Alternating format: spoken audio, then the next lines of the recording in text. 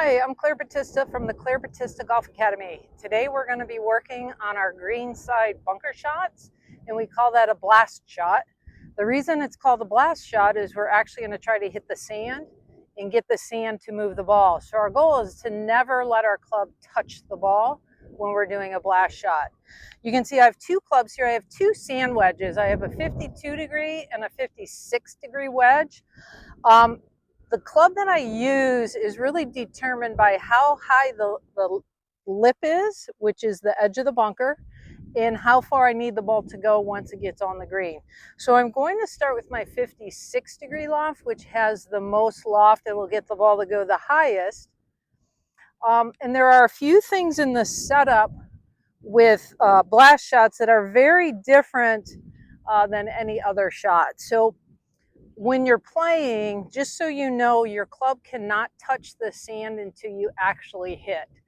As we're practicing the mechanics, we're going to break that rule a little bit just to give you a visual.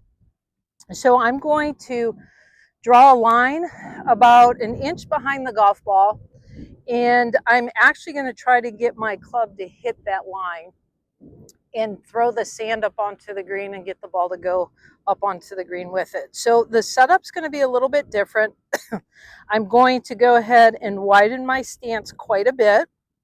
I may even open my stance, which just means the left foot turns out and drops back a little bit. The spot that I'm going to try to hit, I'm going to put in the middle of my stance. So the ball placement is going to be a little forward in my stance, or for a right-hander, a little closer to my left foot. I can choke down on the club. I have 56 degrees aloft, so I don't really need to open the club face very much. So I'm going to pretty much hover it in its natural position. So just a reminder, I'm not allowed to put the club on the ground. It has to hover over the golf ball. As I set up, I am going to put probably a good 60% of my weight on my left leg. So I'm going to lean into the left. I'm definitely, when I set up, getting to stick my rear out. And I'm going to hold my hands a little bit lower, and this is going to help the club kind of bounce through the sand.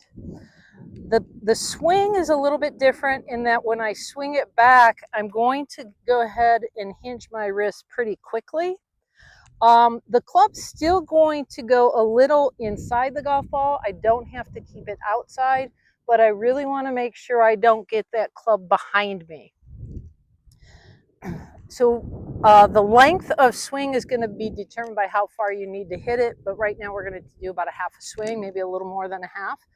The wrists are going to hinge. I'm going to try to hit my spot on the behind the ball, and I do have to make sure I follow through because I need that sand to be moving.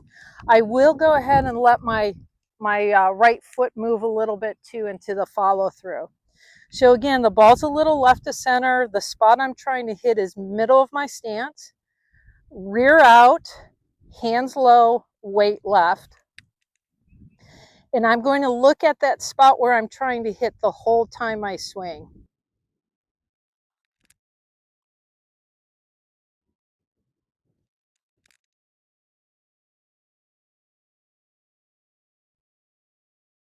What you'll see a lot on, if you watch golf on TV, they talk about how the pros would rather be in the sand than in the rough around the sand traps.